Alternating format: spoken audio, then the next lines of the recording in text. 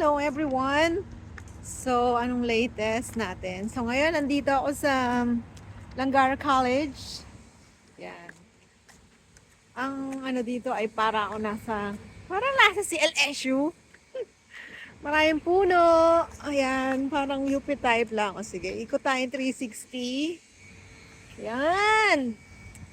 So, nandito ako sa Langara to take the language test. Ewan ko ba, ako ipasado naman ng tawag yan, ng IELTS. Pero expired na kasi yung aking IELTS, kaya hindi nila in-honor. So, ngayon kinailangan kong kumuha ng language test. Pero okay lang. So, yun. Paano pumunta dito? Ito sa Camby. Madali lang puntahan. May nakita akong bus station kanina. So, yung topic, pag-usapan natin mamaya ang topic. So, paano pumunta dito? Yan nga, sa Camby lang. Ang parking, medyo mahirap ang parking kasi 10 a.m. ang aking exam. So, ang aking hobby doon, nag-parking pa sa Tim Hortons. 2 hours yung exam. Nakakatuwa lang kasi yung topic, ay there are two parts of the topic. Hindi naman siya ganun written lang siya, written. It's making a summary, and then the other one is creating an essay. So yung making a summary, you need to summarize the passage in 100 to 200 words. Akala ko madami yun. Pero ano lang, konti lang pala yung 200 words. Tapos, actually yung topic ang galing eh. Kasi, yung topic, alam niyo ba ang topic? It's about how farmers are parang affected by large agribusiness companies. Oh my God. Wala. Nung nakita ko yung topic, nakita ko pa lang ang yabang ko, pero nung nakita ko yung topic, parang sabi ko, para sa akin ba talaga to? Dahil, yung topic na yun, ako talaga naisip yung, yung business natin sa Pilipinas, yung tayo ay affected, mga low scale farming owners. Although dun sa paggawa ng summary, dapat wala kang opinion na ilagay doon. But at least you had the idea ano yung impact ng So I was inspired habang ginagawa ko yung summary. So bawat passage you need to, ang ginawa ko, nag-strategize ako, ay sabi ko, kailangan kong makabuo ng 100 to 200. So, what I did is, they provided a paper.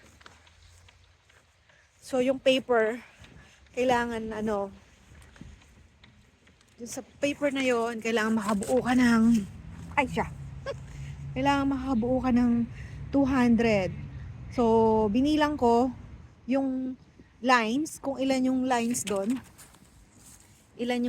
So parang 15 lines yon, double space. So bawat linya, maglib ka ng space, tsaka mo kuhanin, tsaka mo lagyan ulit yung kasunod.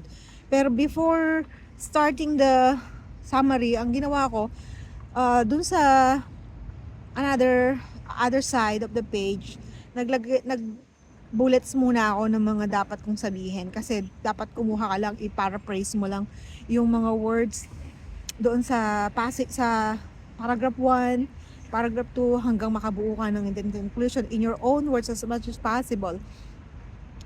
So, ang sarap lang mag-exam pag nakaka-relate ka dun sa topic. Pero parang nakita ko talaga, parang effective yung pag may topic, hanapin mo sa sarili mo paano kang makaka-relate dun sa topic. Kasi, so bali yung topic na yon about agribusiness, kung paano naapektuhan yung mga low scale farmers. na affected siya kasi parang controlled na ng mga big companies, 'di ba? Halimbawa, yung seeds, doon tinakel medyo global market na dahil may mga countries na yung mga big companies nag-share sila ng almost like free bioengineered seeds. So, which results to lower prices. So, nangyayari, no choice yung mga farmers natin to give their produce in a lower price. So, they cannot declare anymore on what's the right price for them. They just need to declare it just to sell them. So, which is a loss also.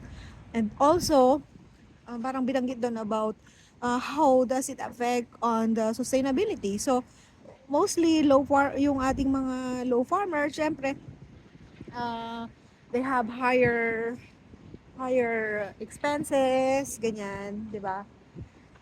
Ay nako, thank you, yun ang topic. And then second part, may tatlong topic na pipiliin ka na gagawin mo ng essay. So meron siyang first, meron siyang passage nilagay na kasi ongoing ang election dito sa Canada, that we are about to select for a new prime minister. So nakalagay na topic, so may senaryong ganun. And then topic nakalagay ay what are the qualities of an effective leader. And then second, mamili ka doon. Second,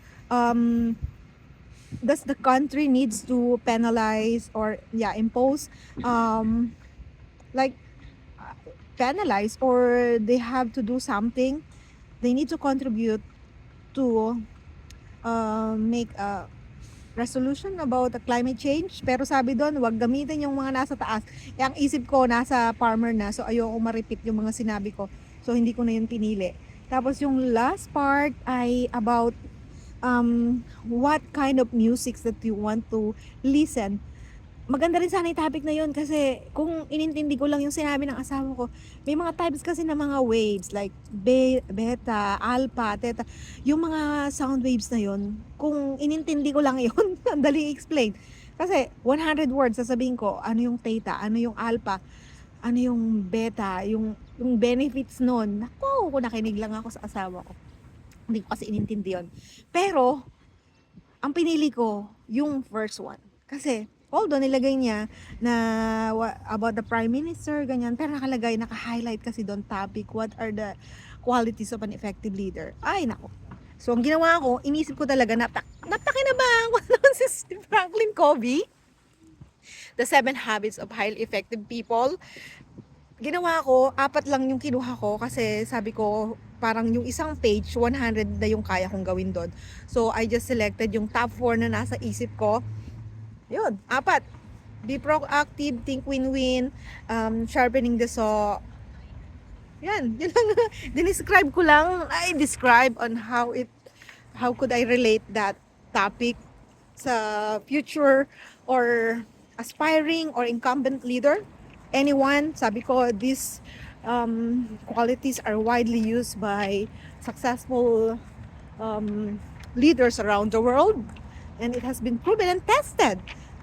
So yun, stock knowledge na lang din talaga. Kahit gaano ka mag-review, minsan ang dami kong review about health, education, I read about environment. Yun, buti I'm happy. Yun ang topic. Kailangan lang talaga, kahit anong topic, ganun din ginawa ko sa IELTS ko nun.